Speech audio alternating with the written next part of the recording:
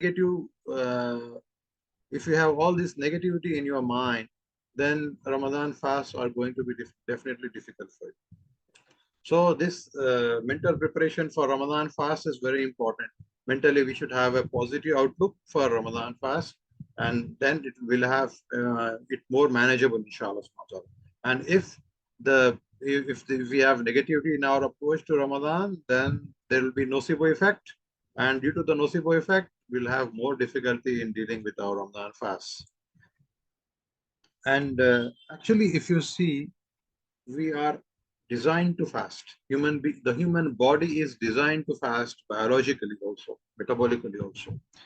So the body is full of fuel, and you won't starve during a daily Ramadan fast. It's not like we are doing a continuous 72-hour fast or longer fast. It is just 15, 16-hour fast max.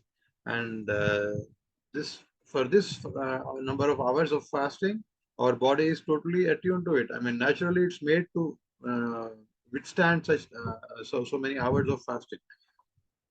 So we don't have to worry and nocebo ourselves if we have a healthy liver. Of course, suppose somebody is already having some chronic illnesses, some liver problems or some other diabetes or other issues, then they may have to take medical advice before fasting.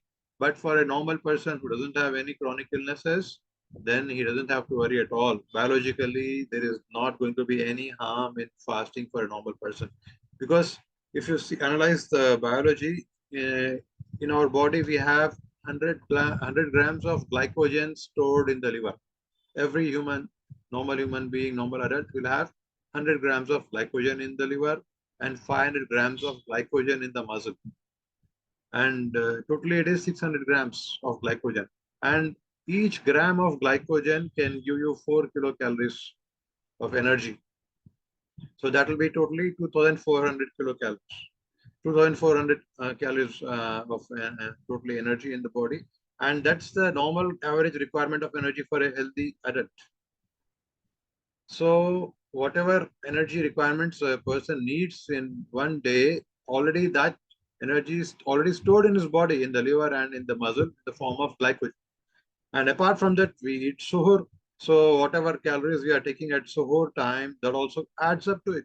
And then apart from that, we have fatty acids available for organs such as the heart and the muscle to use indirectly. So the heart and muscle, they can use the energy from fat through fatty acids directly. They don't need glucose for their metabolism. And then liver has ability to make ketones. So these ketones are actually, they act as fuel for the brain. So pardon me if somebody is not from a biology background, just try to understand that these are the ketones and fatty acids. These are the things which are made from the metabolism of fat in the body. So once the fat is broken down, then these things are formed. And then liver also has the ability to make more glycogen from lactate released by muscle due to the Cori cycle. So because of all these biological mechanisms which we have in our body, we don't have to worry at all. Nobody has to worry at all. If you have a healthy liver and if you don't have any chronic diseases, you are not going to have any issue of low calories or low energy in fasting. Inshallah subhanahu wa ta'ala.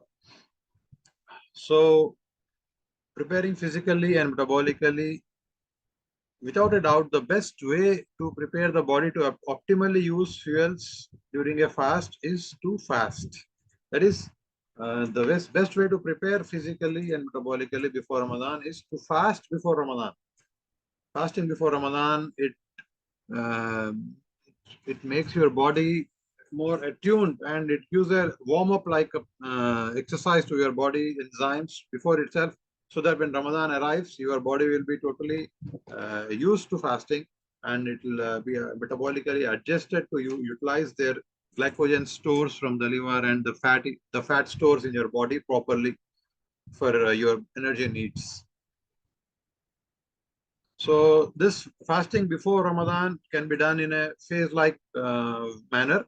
That is, first you can do skipping of lunch, And then we can do wet fasting. That is, avoid all solid food. Only you can take water and other liquids at Ramadan from starting of the day till the sunset.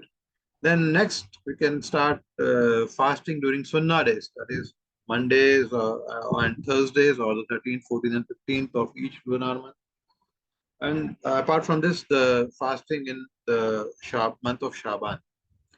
So the if we make a habit of fasting even before Ramadan itself, few months before Ramadan at least, if we start fasting and doing all these things, then our body will be already attuned to the fasting, and Ramadan will be much easier.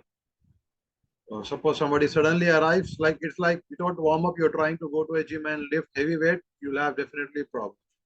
But if suppose you have been lifting before, from before itself, you have been doing warm up and other exercises before, and then you go and lift weights, then it won't cause much problem. Your body and your muscles will be attuned to it. So same way for Ramadan fasting also. So next comes the spiritual preparation for Ramadan. The most important thing is looking forward to welcome Ramadan.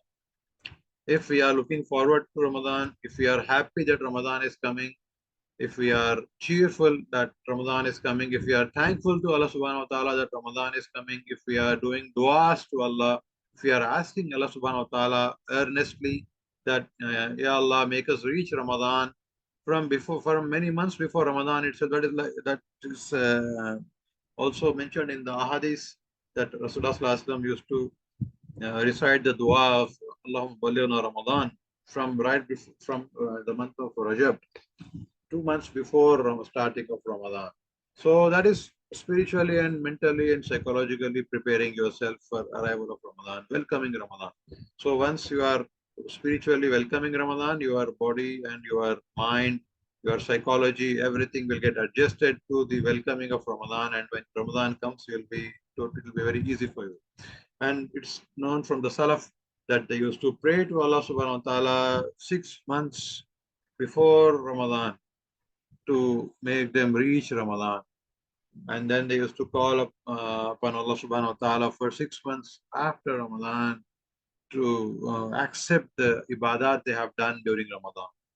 So their entire year used to go, it used to revolve around Ramadan. You see, they used to first of all anticipate the coming of Ramadan, and once Ramadan had passed, then they used to worry that has Allah subhanahu wa ta'ala accepted our fast and our ibadah in Ramadan or not. And then they used to cry for acceptance of those ibadat and those fasting and tarawis and tilawat and du'as of Ramadan. So somebody who is so much spiritually attuned to Ramadan, definitely their Ramadans will be much, much pleasant and much, much healthier and easier, inshallah ta'ala. And then one of their du'as used to be, Oh Allah, keep me safe until Ramadan, keep Ramadan safe for me and accept it from me. And part of the preparation of spiritual preparation of Ramadan is, as I mentioned, fasting in the month of Shaban. That is 1 month before Ramadan. Rasulullah sallallahu alaihi wasallam used to fast like he used to never fast in other months so much. It's mentioned in Sahih Muslim. And then also in another hadith, it's mentioned, the Rasulullah sallallahu alaihi wasallam said that there is a month concerning which many people are heedless between Rajab and Ramadan. It is the month in which people's deeds are taken up to the Lord of the worlds, and I would like my deeds to be taken up while I am fasting. So that's why Rasulullah used to fast more in Shaban also. And if we make it a habit every year to increase our fasting in Shaban, then Ramadan fast will be much easier for us, inshallah. And then apart from the fasting in Shaban, also there are other ways to prepare spiritually oneself for Ramadan. That is, one thing is we can read the various ahadiths about the fadail of Ramadan, about the importance of Ramadan. There are many ahadiths about this. So if we read all these ahadiths, ideally, if we sit down with our families during the during the ending of Shaban or at the beginning of Ramadan, and if we read these ahadiths together about the various benefits, spiritual aspects of Ramadan, and how much hasanat we are going to get by fasting and by Taraweeh and by different ibadat in Ramadan, and what Allah subhanahu wa ta'ala rewards us immensely during Ramadan, then definitely it will help us to attune ourselves spiritually for Ramadan. And also another good way of spiritual preparation, spiritually preparing for oneself for Ramadan is that we set our goals for Ramadan. Because without setting proper goals, we are not going to achieve anything much. Just it will become a routine. Mornings we will fast, evening at the most we'll do some tarawih and some dua, and that's it. We won't be able to do much ibadat, much worship. So, if we really want to achieve something extraordinary during Ramadan, if we want to really make this Ramadan our best Ramadan yet, if we want to really make it a life-changing Ramadan for ourselves and our families, then we have to set our goals for Ramadan. Today is the first Ramadan, and we have got good time. Today is the high time that we sit down today and make our goals, our individual goals as well as goals for all our family, at what we are going to achieve in this Ramadan. How many Taraweeh we are going to attend, where we are going to attend, and how many extra nawafil we are going to read during this Ramadan, and how many Qurans we are going to do the complete tilawa, and how much translation we are going to read, and how much zikr we are going to do, how many duas, how much time we'll be spending for dua, and how much sadaqat and charity we are going to do this Ramadan, and how much social service and helping the other people are we going to do in this Ramadan, and how many tahajjud prayers we are going to do this Ramadan. All these goals we have to set. Once we set all these goals, inshallah, Allah subhanahu wa ta'ala will guide us to achieve them and make it easy for us. So this is also a very good way of uh, preparing for Ramadan. And also we need to make our list of ibadat and the du'as also. What all du'as we need to ask Allah subhanahu wa ta'ala, we have to make lists, and then we have to focus on those things during the time of dua. And we have to understand that this Ramadan is the most valuable time for us. If we are going to waste our time during Ramadan, then we are going to miss a lot of spiritual and physical benefits. So, with this mental outlook and spiritual outlook, if we approach Ramadan, then inshallah our entire Ramadan experience will be very, very positive and productive, inshallah. And then now let's come to the maintaining energy levels during the fast. Well, to maintain energy throughout the fast, particularly for those who are going outside for work, and those who have to attend classes, and who have to study for exams and other things, and even housewives who have to work hard in Ramadan also, they'll spend hours cooking in kitchen during the hot summer hours also. So how to maintain energy levels? So first of all, we need to have proper and healthy suhoor. That's very critical. Skipping suhoor is not an option. Second is if we if we are feeling low energy levels during the day in Ramadan, then it will help. Paradoxically, it will help if we take a walk. A short brisk walk can actually provide you more cellular energy, because the muscle glycogen, it can be used only by the muscle, but once it uses the glycogen, then as a byproduct, it will produce lactate. And this lactate can then go back to the liver, to the blood, and then be converted into glucose for the rest of the body through the Cori cycle. So, I mean, all these biochemical mechanisms are there in the body, which will enable you to use your glycogen stored in the muscle for the rest of the body also, if you do some light brisk walking or some light exercise. So this is one way of feeling more energetic during Ramadan.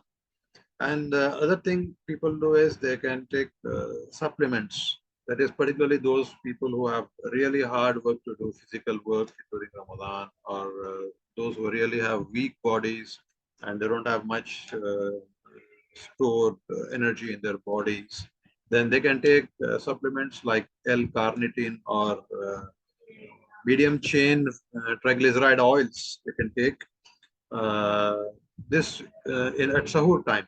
So this will enable them to use their fat stores properly during the fasting for energy purposes.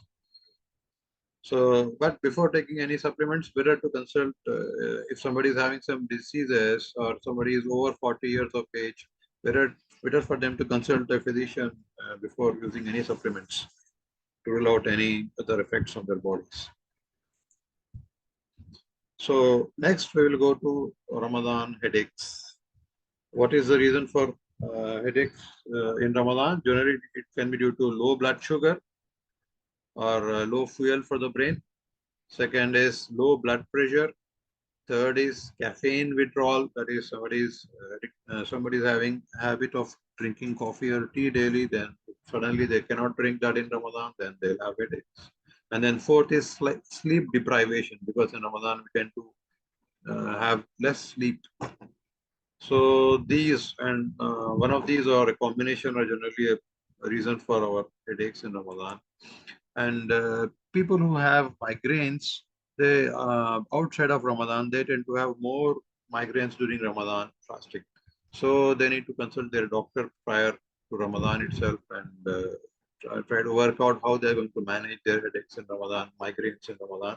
Either they can use painkiller, analgesic skin patches, or other things. They can arrange for these things. And also smokers, they have withdrawal symptoms in Ramadan, and they can that can also cause headache. So let's see how we can deal with caffeine, coffee or tea withdrawal, because it's a very common thing. I mean, a lot of people drink tea or coffee daily, multiple cups, and in Ramadan they really have difficulty in testing in the initial few days. The withdrawal causes headache, depressed mood, difficulty in concentrating on the work, and the irritability. So this can be dealt with in three ways. Either you can taper off slowly, taking the uptake of coffee and tea before Ramadan. At least if you start 10 days before, you can taper it off. Second is you can drink your usual cup of tea or coffee at Suhoor time. Third is you can consume extended release caffeine formulations at Suhoor time. This will be available in some places. You can find out if they are available at your food supplement stores. So extended release caffeine capsules. If you take it, then the whole day slowly the caffeine will be released in your body through the capsule, and that will keep your body active and avoid headaches. So how to taper off caffeine? What you can do is 10 days before you start, decrease the dose of coffee or tea you take by half for 2 days.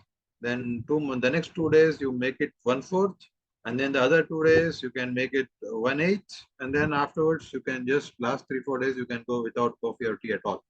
So if you start this before Ramadan, 10 days before at least, then your body will get adjusted to it, and you won't get headaches in Ramadan, inshallah. So next is sleep management.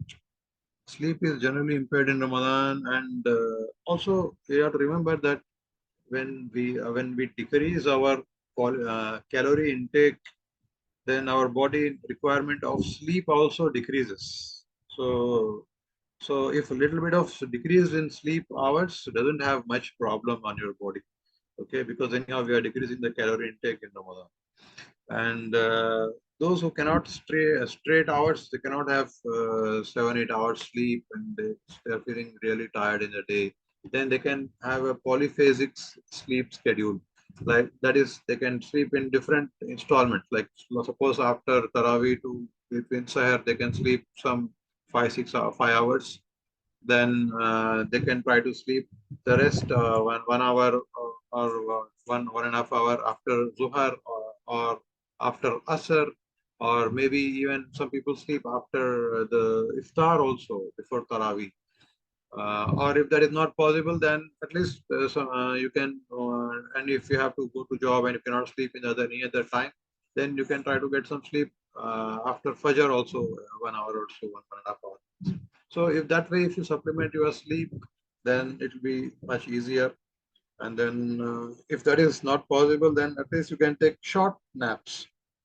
Short naps during the day, even if taken for like 10-15 minutes also, that also will refresh your body and will help you in focusing on your work the rest of the day. So like after Zohar, just because anyhow you're not having lunch, so at lunchtime, just 10-15 minutes you can just lie down in a corner in the masjid, or maybe in your office you can just relax in your chair and go in a deep state of sleep-like state, and 10 minutes at least for during the lunchtime. So this way you can have or rest for our body a little bit, and mentally and physically also. And this each one has his own schedule. Yeah, you can optimize your schedule according to your daily jobs. And then also it's important to focus on increasing the quality of sleep rather than just quantity. Because if you optimize the quality of sleep, then the number of required hours of sleep will be less actually, and you'll get proper rest. So how to increase the quality of sleep is, when number one is no use of any gadgets or phones before sleeping. That is, once after iftar, you check whatever you want to check, your messages and your phones and all that. And after Taraweeh, try not to take your phone unless it's an emergency. Try not to take your mobile or your gadgets.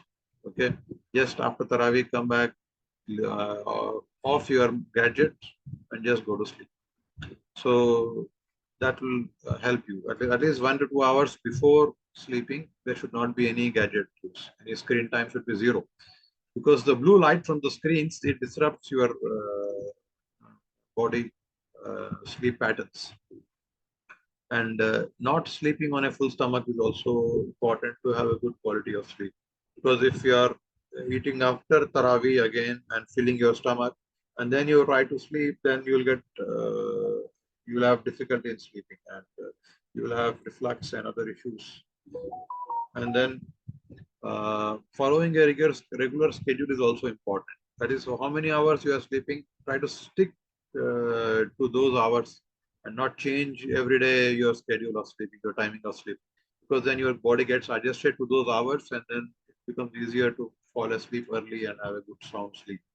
And then fourth is try to maintain lower room temperatures, because still it is summer is beginning now, and if it is hot, then you won't be able to get proper sound sleep.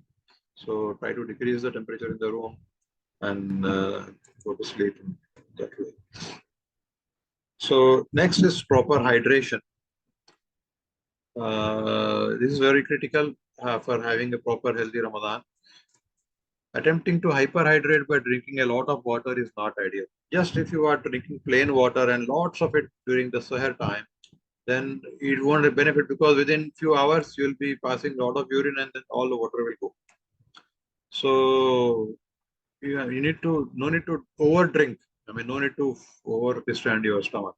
Just drink as much as you need to drink, and maybe around 500-600 ml of water. Or at Sahar time, what you can do is you can drink water in multiple phases, not just at the end of Sahar, but even suppose you are waking up around 1 hour before the Sahar time for preparing your dinner, for preparing your meals, and then doing some dua and all that, and then you eat Sahar.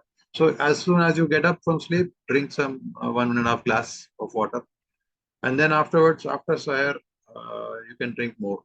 So suddenly you won't over distend your stomach with water.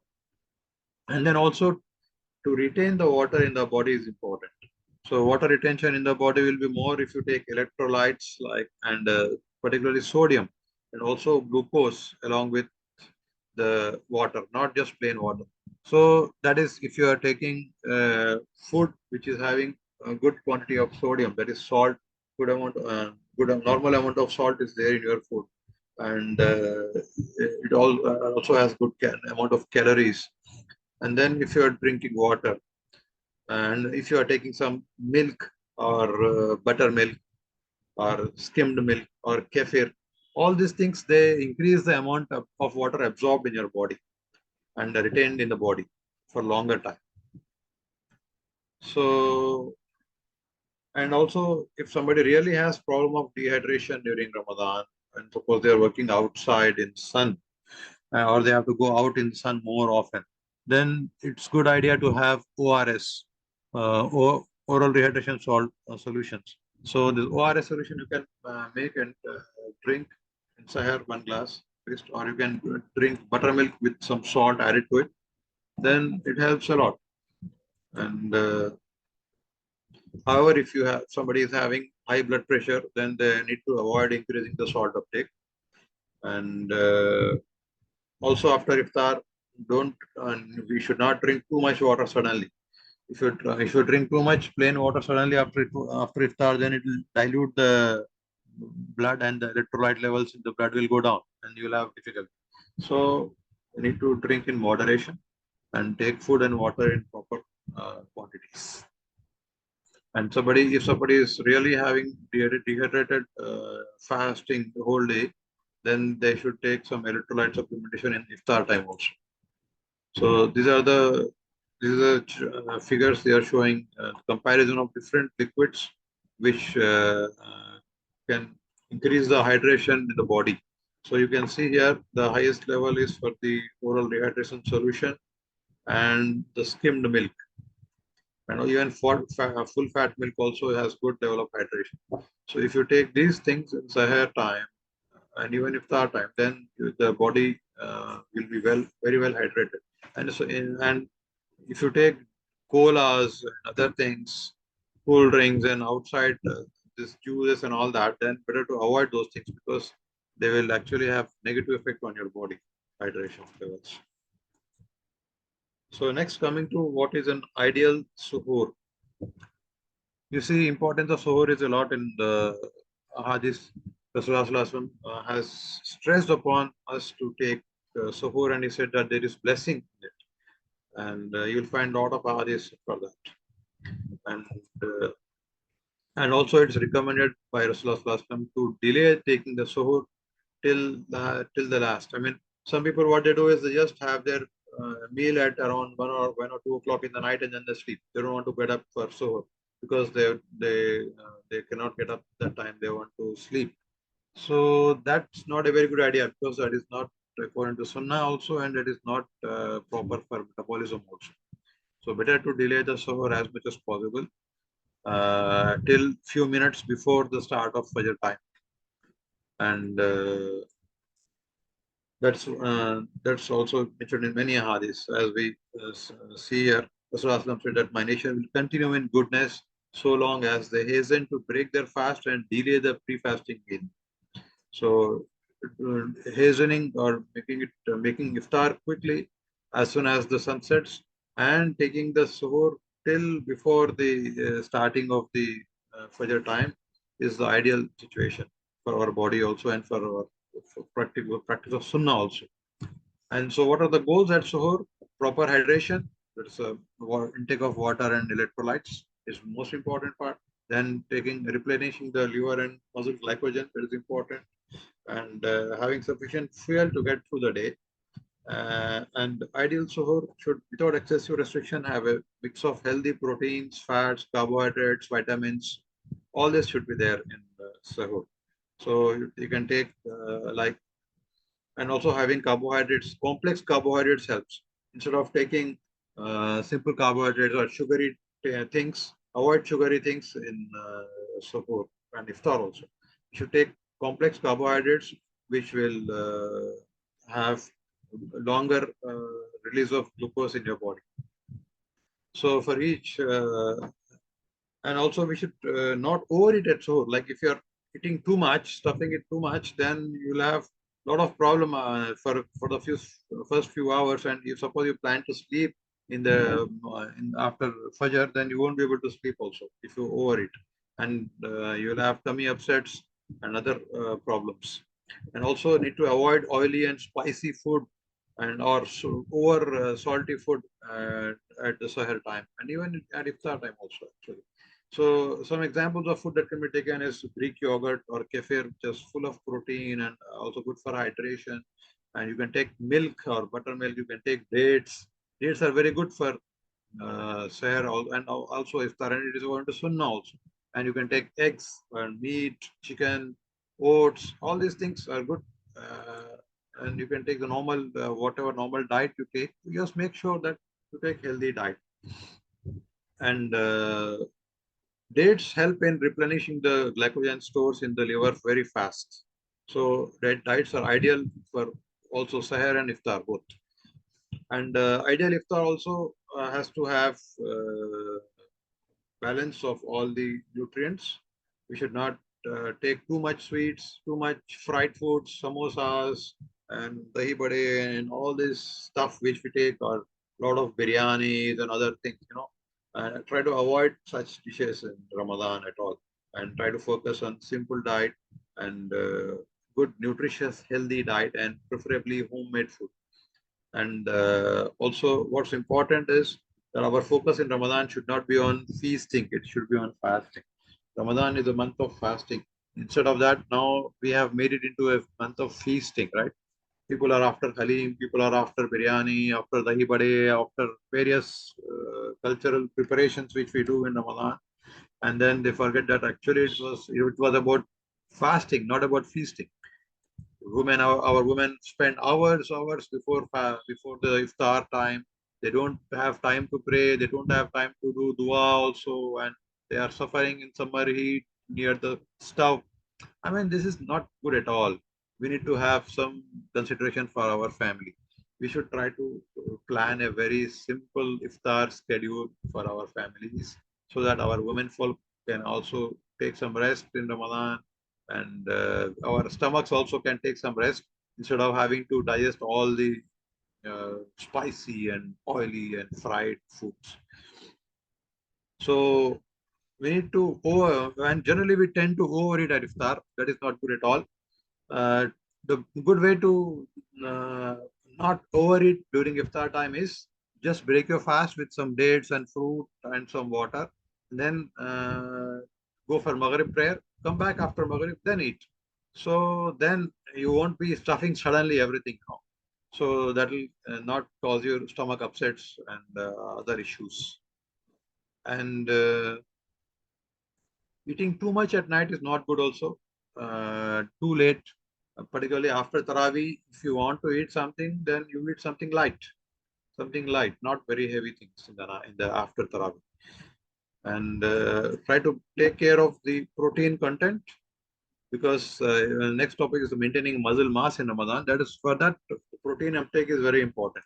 So focus on taking around 1.6 to 2.2 grams of per kg of body weight of protein. If you want to really not lose protein during Ramadan, at least it should be 1 to 1.5 gram per kg. And also there should be sufficient calorie intake. And regarding those people who are used to going to gym or who are going to do exercise regularly, then remember that no, you should not have a plan of goal of building new muscle in Ramadan. Okay, just to have a goal of maintaining the muscle whatever you have gained till now, and to retain the muscle mass which you have built up already before Ramadan. Just 1/9 of the original training volume will be enough. You won't lose the muscle you have built already. So that will mean that at least 1 to 2 weekly sessions, if you do of exercise, that will be enough for you to maintain your muscle mass. And adequate sleep and recovery is also important in Ramadan to have your muscle mass proper maintained. And when to train, that is important to not to dehydrate yourself during exercise or training. Some people they do it after Maghrib, after they break the fast, take some protein shake or something and some fruits, and then pray Maghrib and then do exercise, and then they have the dinner. Or some people do workout after Tarawih. Some people do exercise immediately after the Fajr prayer. So depending upon your situation, but the problem is if you're doing while fasting, if you are doing exercise, then if you dehydrate, then you will have problem throughout the day of fasting. So just adjust to your body needs and your time schedules, how to do it, and plan it accordingly. Next is constipation is a very common problem in Ramadan. That occurs because we don't take proper fiber, we don't take water in Ramadan, our sleep is disturbed, and we don't take our coffee and tea. That all causes problem with constipation. So how to avoid it? See, increase fruit intake, including the dates. Dates are rich in fiber, and fresh fruits are rich in fiber. Take good amount of fruits and vegetables. That will increase your fiber content. And prunes, if you take, suppose that doesn't help, then you can take prunes. Prunes, that is dried aloo bukharas, which we say. So this prunes are very good for treatment of constipation. So if you take 2 3 prunes before sleeping, then inshallah you won't have problem of constipation.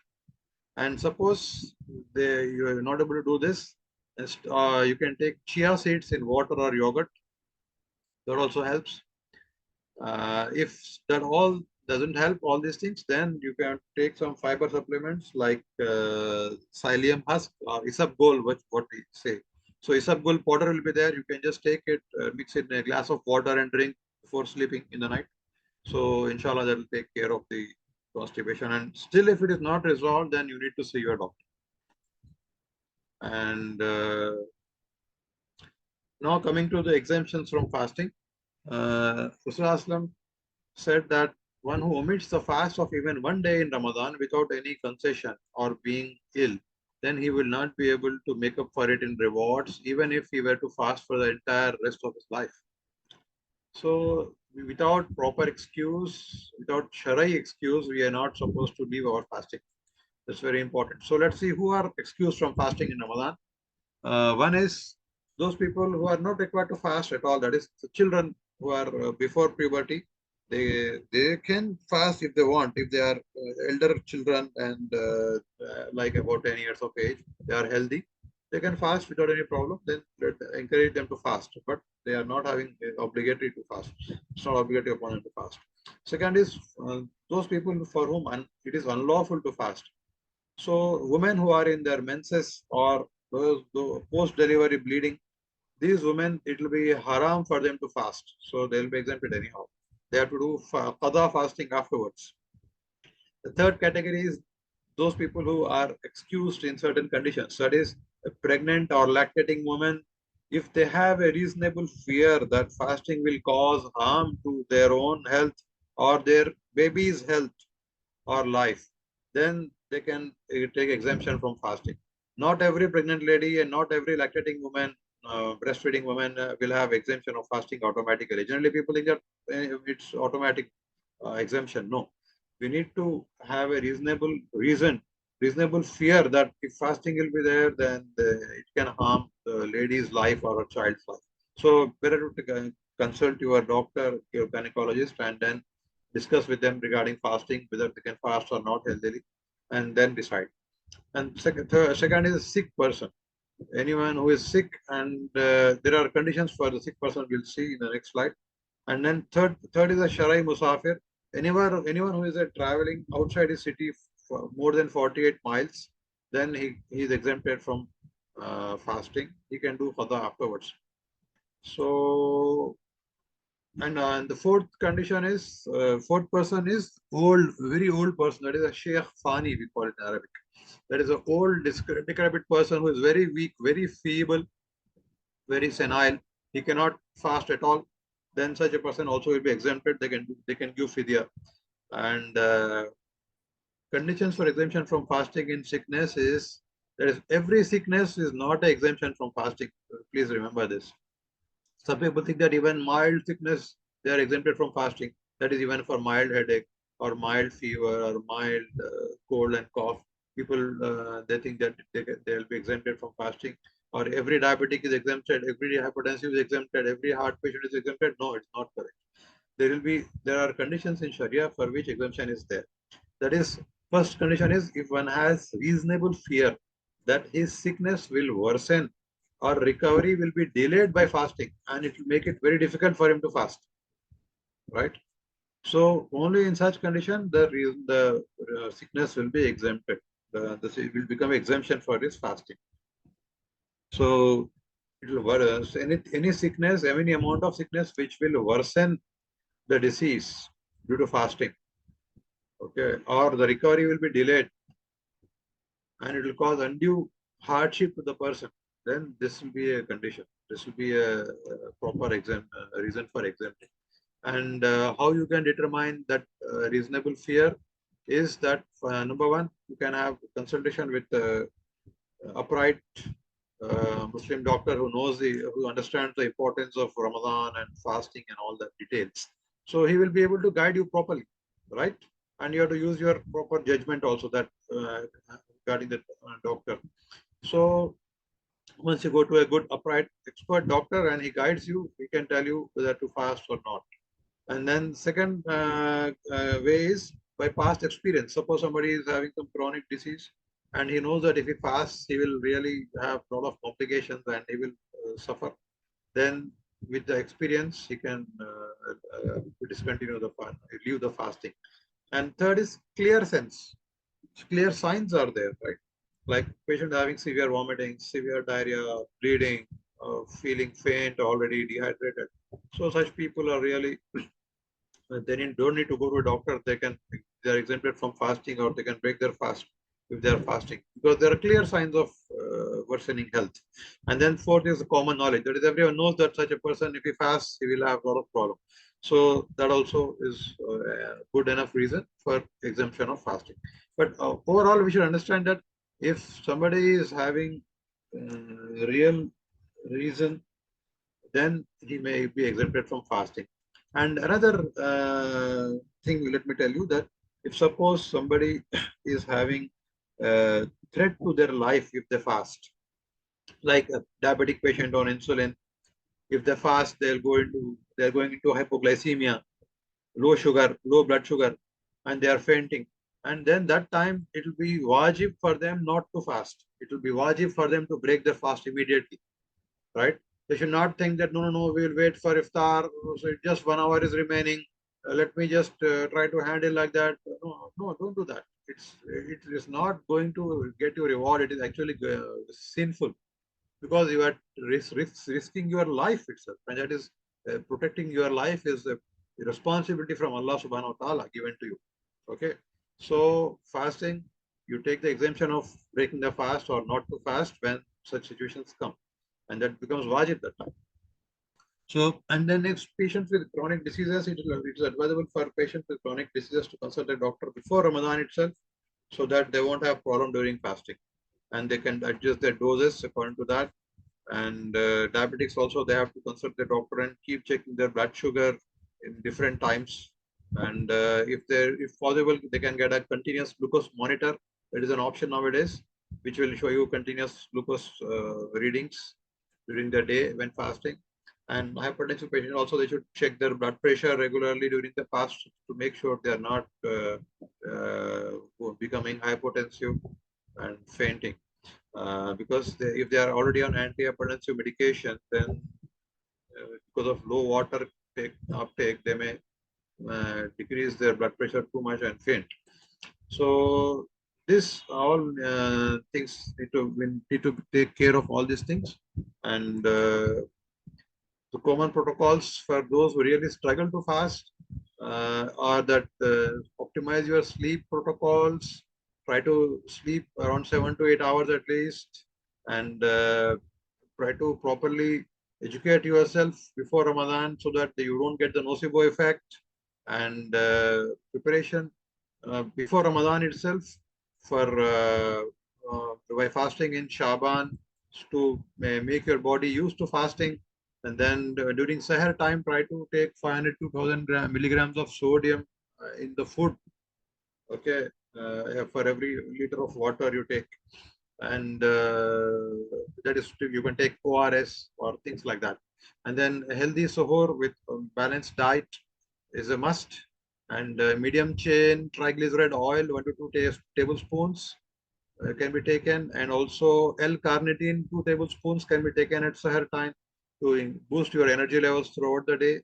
And these are the things, if we follow, then those who really have weak bodies and who really struggle, then they can fast easily with this protocol. For normal people, those who don't have that much problem, then they don't need to take supplements and all these things. Normal, stick to your normal balanced diet. Avoid doing over dieting in Ramadan. Some people try to lose weight in Ramadan by over dieting in Ramadan also. That is not a good idea. Ramadan is about losing your sins and losing your bad habits, not about losing your weight. Okay, if you lose a weight, that's good, but don't focus on that. Focus on spiritual aspect of Ramadan. That is more important. And if you have proper approach to Ramadan, then Ramadan will make your body also healthy, inshallah, and it will reset your relationship with the food. Nowadays, throughout the year, we are used to overeating always. Three times meals and multiple snacks and juices and chocolates and this and that. So, but Ramadan comes to train us to control our mouth, to control our appetite for tasty food, our desire for tasty food. All this should be controlled.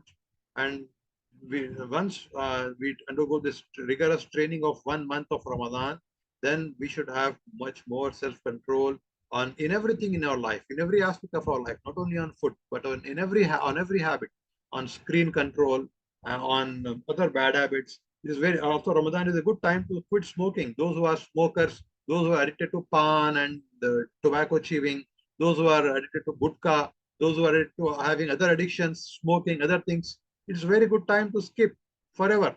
Just make a good niyat and start and make a plan that you will not take anything after Ramadan again. And throughout Ramadan, don't touch all these things. Inshallah, you will not have any problem in quitting it fully.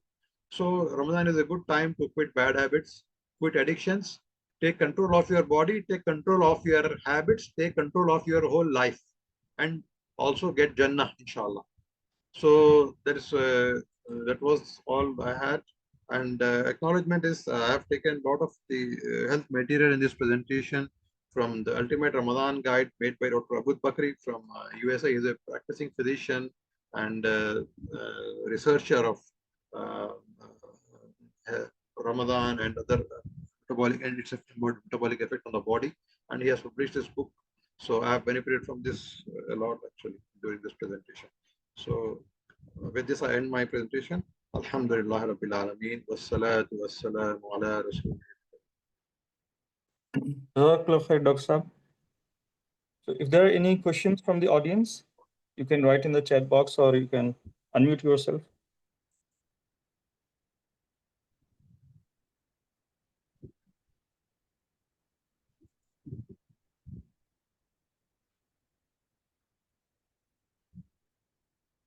Anyone wants to discuss or ask anything to Dr. Saab? You can write in the chat box or Dr.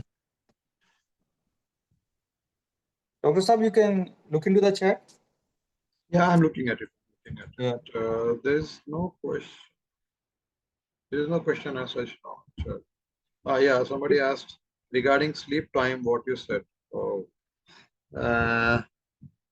I told a lot of things during sleep about sleep. You can go back to the recording. I think the recording will be available, inshallah, on YouTube, right? The recording will be available. I've given yeah, the link to the recording. Yeah. Please go back to the recording and see whatever you have missed of the lecture. Okay. Will you please share us PDFs? Okay, inshallah, the PDFs I'll share. I'll send to Dr. Saif, inshallah. So he will share it with you, the PDF, inshallah. And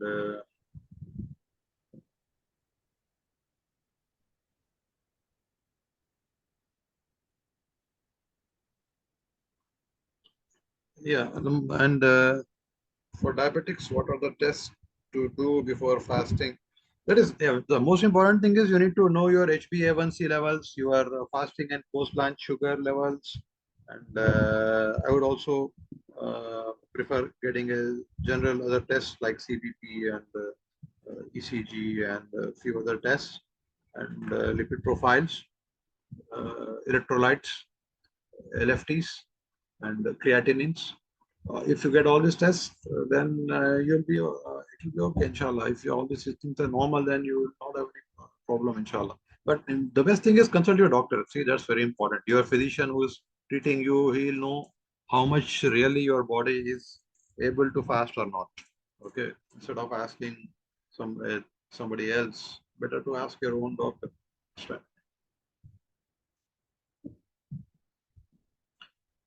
Yeah, regarding diabetic patients, there are risk categorizations about fasting. Actually, Dr. Altaf had last year given a very good lecture on this at the Shifa Hospital. I was there in the lecture actually that time, and in that he has given a very nice explanation about the diabetic patients and the categorizations, the risk categories, and adjustment of drugs and all these things. So maybe if you can get that recording from Dr. Altaf of that lecture, and it will be very useful, inshallah, for the physicians and diabetologists. And also online, also there are a lot of criteria there already. And on my blog, also I have a blog actually on which I have a page, full page about Islam and medicine, topics related to medical aspects and Islam. So if on that there is an article about diabetes and fasting. So maybe you can look in that. Dr. Sir, Yeah. if you can share your number in the chat box, I think many people want to consult with you. So they can contact directly. I think that will be the best. If you can share your Yeah, number. my number. Okay.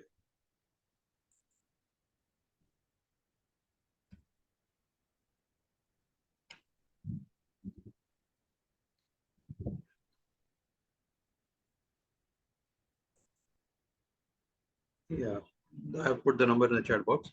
But please don't ask specific personal regarding treatments and all that, because uh, your personal doctor who is treating you will be always better to guide you about that. The general things I can just guide you, and particularly things related to where Islam and Islamic rulings and fiqh rulings about fasting, various aspects and all that, you can ask me. Inshallah, I'll be of help in that. Yeah. So I think Somebody since asked, we have, yeah. yeah, somebody asked regarding kidney stones. Yeah, again, kidney stone patients, they have to consult their urologist and try to see why they have stones, and if there is there any metabolic disease they are having due to which they are forming stones more, what medications they can take to prevent stone formation. And generally, what is advised is you take around 4 liters of water in 24 hours for preventing the stone formation during Ramadan. So you need to drink a lot of water from the Iftar to Sahar time. Throughout the night, you need to drink at least 4 liters of water to prevent stone formation.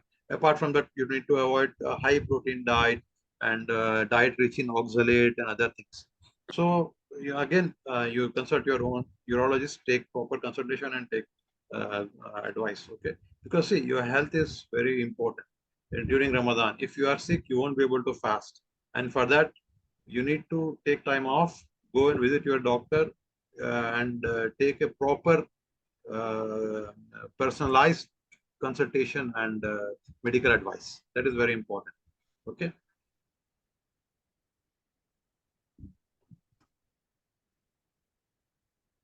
Yeah, somebody is asking me the blog site, any link. Uh, I'll send the blog link to Dr. Saif, and he will share with you, inshallah, in the group. Doctor, can you write the blog link here itself in the chat that everyone knows it? It's a little bit long, so.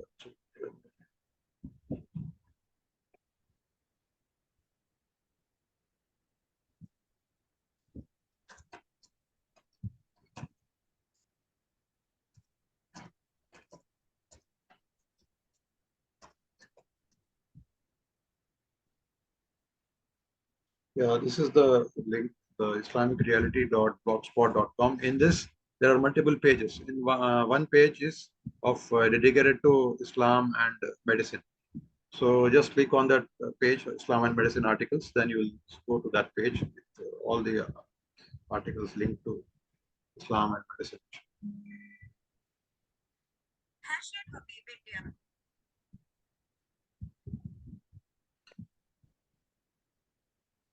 Also for doctors, I have a YouTube channel actually, and on that I keep posting my various videos, various lectures which I give in the doctors and medicos regarding various aspects of medical practice and Islam and other things. You can also search for that. I have last Ramadan I had given lecture. Last just before Ramadan I had given a lecture about medical fiqh of fasting. So if you search in the in the YouTube medical fiqh of fasting, Dr. Habeeb Haris.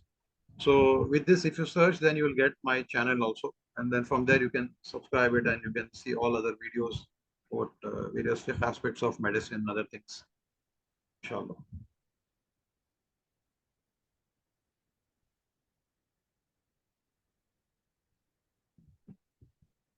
Okay, Jazakumullah khair, Dr. Sam. I think we can close with this. And thanks everyone for joining. Inshallah, we'll keep on having further sessions, inshallah. So with this, we end this meeting. Assalamu alaikum.